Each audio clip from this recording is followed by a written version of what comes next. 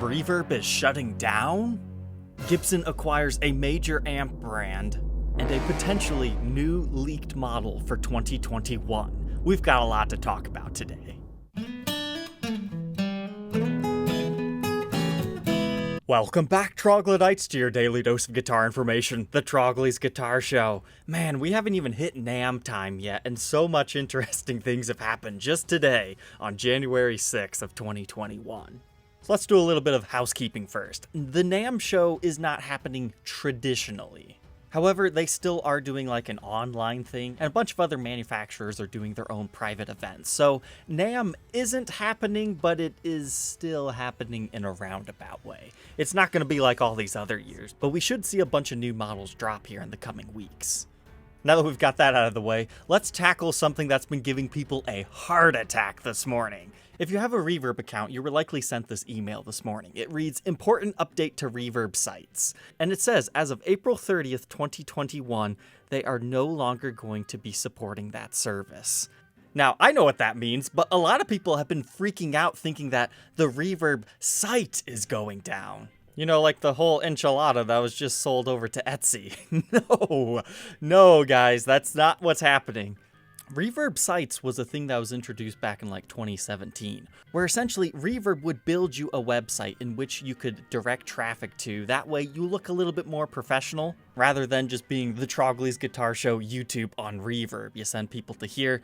So they gave you that option to have an external website. And I actually did get one of those free sites, but I just ended up not using it. There's up here, it would say like reverbsites.trogly or something. A good example of this is actually Norman's Rare Guitars, because you could pay a premium in order not to have the Reverb Sites branding, but it would essentially look like this.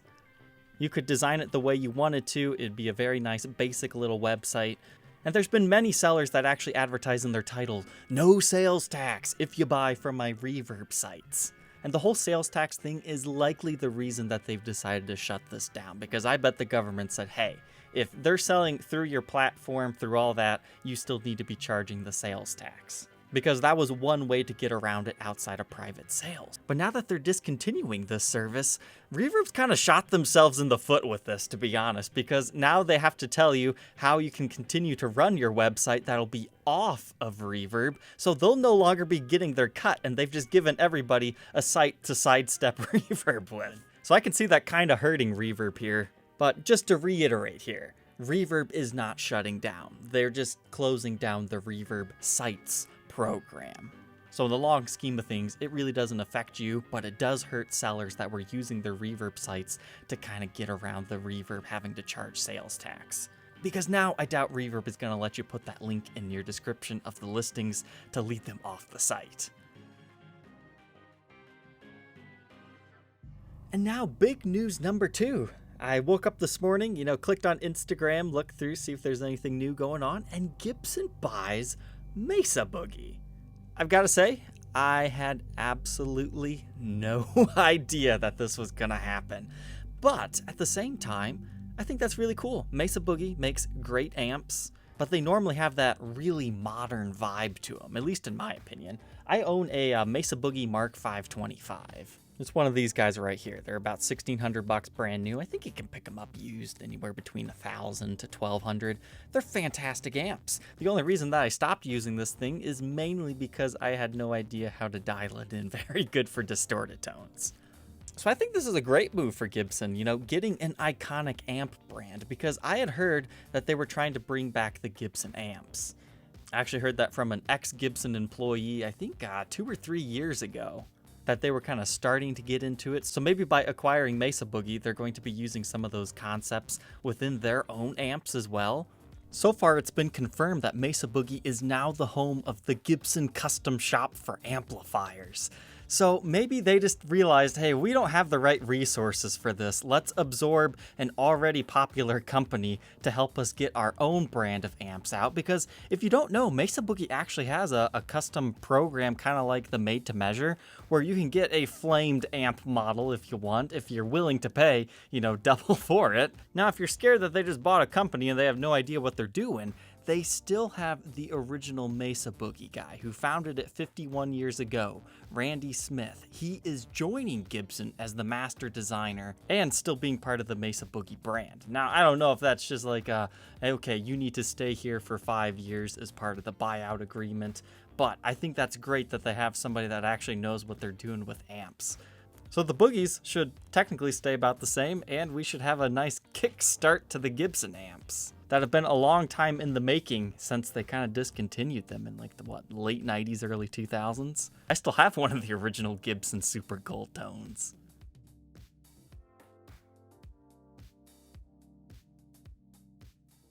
But my goodness, the comments are terrible on this announcement. A lot of people will say things like this: it's not like Gibson Brands hasn't destroyed every last company they've acquired. Okay, I'll give it to you. They haven't done too much with Steinberger. They're trying, but they acquired that back in the 80s. That was still within the Henry Juskowitz era. They did a whole bunch of stuff under the Henry J era, and they didn't do too much, and that's partially why Gibson had some bankruptcy issues and had to restructure and get new management in. But new management is the key. So far, I've seen JC and Cesar here, work wonders with the brands that they have. Epiphone, it's had whole new life breathed into it. Gibson, they've made sense of the whole lineup. They're still working on the QC issues. I mean, any manufacturer is going to have some issues there. The key thing is that they're working on it. You've got brands like Kramer that they're working really hard to get new artists on board to rebirth that brand. So I think this is a great thing because now they have their skin in the amp game even more. And I think this gives us a little bit more backup evidence of Mustaine joining the Gibson family. But I highly doubt that is the end of this brand. But for our last topic today, inside the Gibson demo shop, it seems these guys like to update on Tuesdays or Wednesdays. I picked something up 2 weeks ago and something up that was just listed today. They listed some nice ones this afternoon, but I've got to say, this one, why?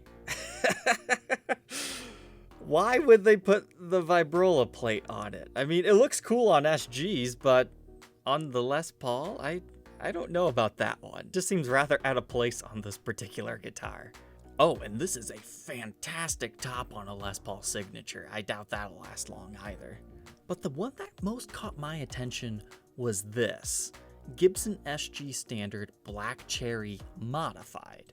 So in the demo shop, there's demo models, which means, they were basically used. There's mod models, which means that they were modified, kind of like that Les Paul Studio we were just looking at. As well as this one, it actually has a functioning Vibrola system on it with that plate. And then they also sell prototypes, which become instant collectibles and sell for more than Gibson even sells them for.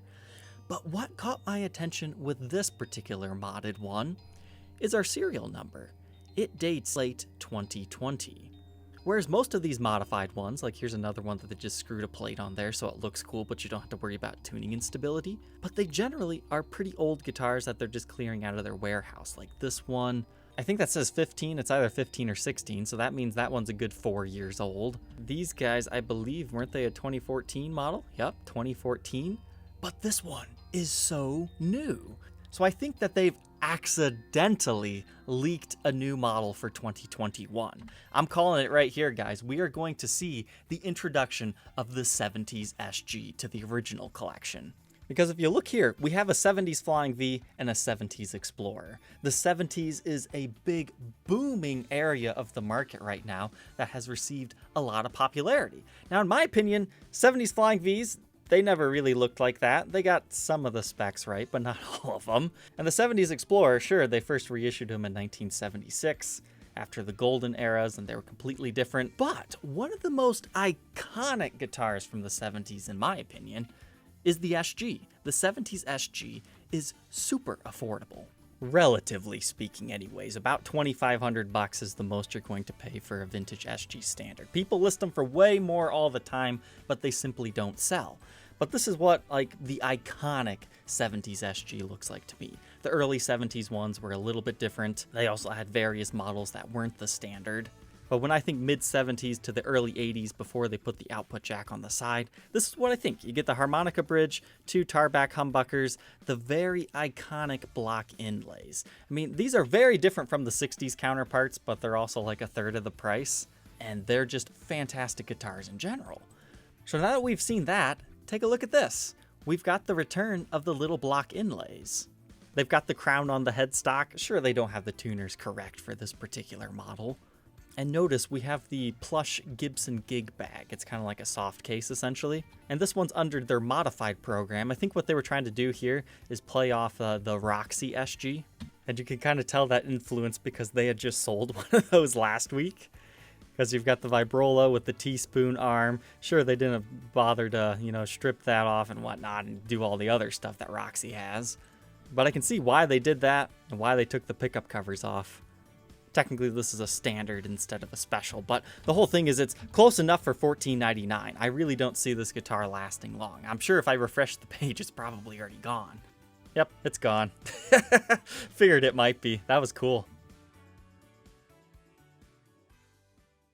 Now, if I'm wrong, what this guitar likely started life as was one of the Chicago Music Exchange specials. They kind of toyed with this idea of a 70s SG already. They gave them a bunch of different colors. I have a separate video if you want to learn about all of them.